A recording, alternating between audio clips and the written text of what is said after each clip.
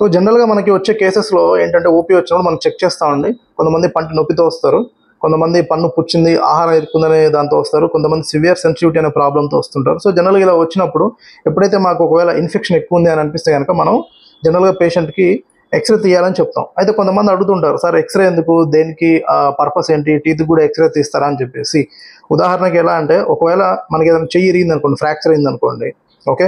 So జనరల్గా ఏంటి, లోపల విరిగింది అనుకోండి, డాక్టర్ ఎక్స్రే ప్రిస్క్రైబ్ చేస్తారు. ఎందుకు, లోపల అది ఏ యాంగిల్లో విరిగింది, ఓకే, ఎన్ని పీసెస్గా విరిగింది, దానికి ఏ టైప్ ఆఫ్ ట్రీట్మెంట్ చేస్తే ఏది బెటర్ అనేది ఆ ఎక్స్రేలో చూస్తే మనకు ఒక అవగాహన అనేది వస్తుంది. అంటే చేతికి కట్టుకట్టు వదిలేయచ్చా, లేక లోపల ఏమైనా ప్లేట్లు సర్జరీ చేయాలా అనేది ఒక అవగాహన వస్తుంది. సో అదేవిధంగా పన్ను పుచ్చి ఏమైనా ఇన్ఫెక్షన్ అయినా కానీ, పన్ను విరిగినా కానీ, పన్ను పుచ్చి ఆ ఇన్ఫెక్షన్ స్థాయి ఎంత ఉంది, అది ఏ యాంగిల్లో, ఒకవేళ ఫ్రాక్చర్ అయితే ఏ యాంగిల్లో ఫ్రాక్చర్ అయింది, లేదా ఇన్ఫెక్షన్ వాచింది అనుకోండి, దానికి ఎన్ని సిట్టింగ్స్ పట్టొచ్చు, ఆ ఇన్ఫెక్షన్ పక్క పళ్ళకి ఏమైనా పాకిందా, లేదా ఒకవేళ జ్ఞానదంతం లాక్ అయిపోయింది అనుకోండి, లాక్ అయి నొప్పి వస్తుంది అనుకోండి, అది ఏ యాంగిల్లో లాక్ అయింది. సో ఇవన్నీ డీటెయిల్స్ మనకు తెలియాలంటే కంపల్సరీగా మనం ఎక్స్రే అనేది తీయాలి, డాక్టర్ అనేది ఎక్స్రే తీయాలి. అది తీస్తేనే మీకు డాక్టర్ అనేది అది ఎన్ని సిట్టింగ్స్ పడుతుంది, ట్రీట్మెంట్ ఏ విధంగా జరగచ్చు, ఎంత టైం పట్టొచ్చు అనేది మీకు ఒక క్లారిటీ ఇస్తారనమాట. సో ఈ డెంటల్ ఎక్స్రేలో ఎన్ని రకాలు ఉంటాయి అనేది మనం ఈ వీడియోలో చూద్దాం. హాయ్, నా పేరు doctor Ravi. Welcome to my YouTube channel dentist Ravi.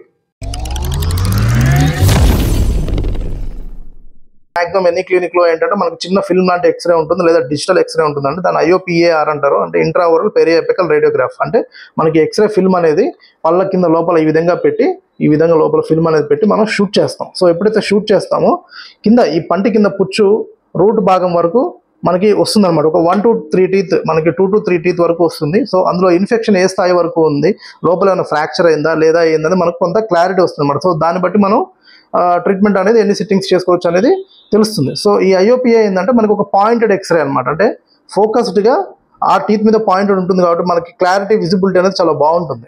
So అది రూట్ కెనాల్ ట్రీట్మెంట్ హెల్ప్ అవుతుంది, ఒకవేళ ఫ్రాక్చర్ అయినా కూడా హెల్ప్ అవుతుంది, ఇంప్లాంట్స్ ట్రీట్మెంట్ కూడా హెల్ప్ అవుతుంది. పుచ్చి కొంత సెన్సిటివిటీ ఎక్కువ ఉంది అనుకోండి, రూట్ కెనాల్ ట్రీట్మెంట్ చేయాలా వద్దా, ఫిల్లింగ్ సరిపోతుందా అనేది మనం అలాంటి ఆ ఎక్స్రే ఉంటే కనుక మనకి దాంతో క్లారిటీ వస్తుంది అనమాట.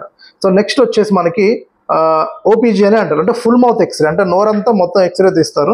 సో అందులో ఏంటంటే బోన్ హైట్ మొత్తం అన్ని పళ్ళు వస్తాయి. సో ముఖ్యంగా ఇది ఎక్కువ ఎప్పుడు ప్రిస్క్రైబ్ చేస్తారంటే జనరల్గా జ్ఞానదంతం సర్జరీ చేయాల్సి వచ్చినప్పుడు, లేదా ఏమైనా దవడలు ఫ్రాక్చర్ అయినప్పుడు, ఓకే, లేదా 2-3 పళ్ళు బాగా విరిగిపోయినప్పుడు, ఎక్కడైనా క్రాక్స్ లాగా వచ్చింది, కింద పడి ఏమైనా బ్రేక్ అయినప్పుడు మనం జనరల్గా OPG అనే ఎక్స్రే ప్రిస్క్రైబ్ చేస్తాం.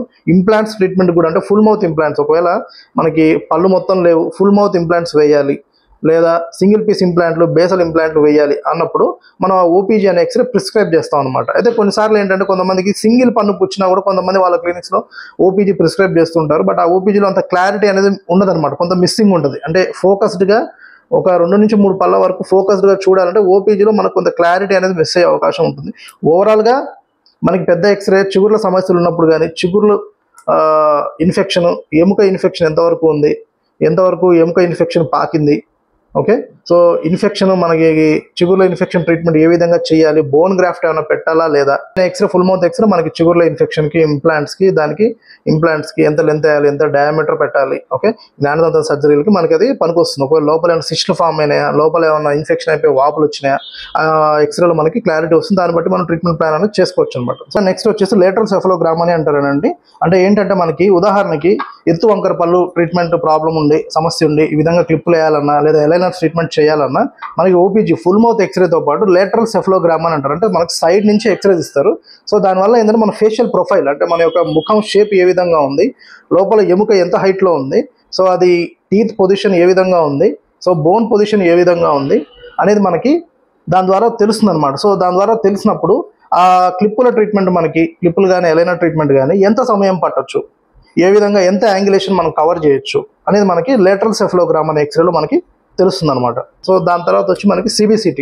ఒకవేళ ఈ 2 ఎక్స్రేస్ మనం చేసిన తర్వాత కూడా మనకి ఎక్కడో డౌట్ అనిపిస్తుంది, చేసింది ప్రొసీజర్ కరెక్ట్గా వెళ్తుందా లేదా, లేదా థర్డ్ డైమెన్షన్, అంటే ఉదాహరణకి 2 మనకి 2 డైమెన్షన్, అంటే ఉదాహరణ నేను చెయ్యి ఇట్లా పెట్టాను అనుకోండి, మీకు ఓన్లీ సింగిల్ ఫింగరే కనిపిస్తుంటుంది. బట్ ఈ విధంగా తిప్పినప్పుడు దగ్గర మీకు అన్ని ఫింగర్స్ కనిపిస్తూ ఉంటాయి.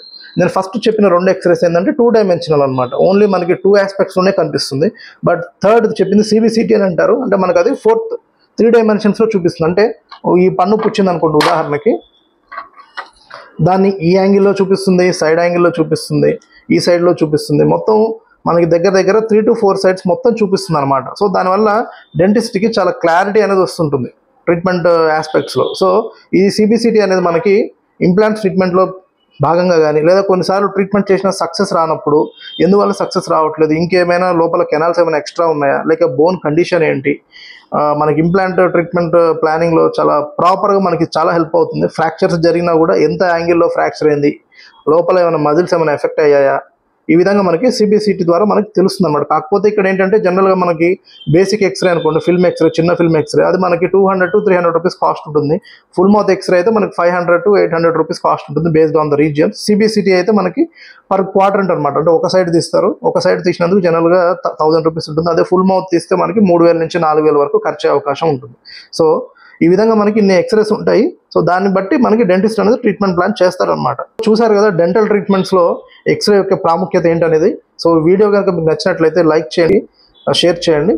సో మా ఛానల్ని మీరు ఫాలో అవ్వండి అండ్ సబ్స్క్రైబ్ చేయండి. Thank you.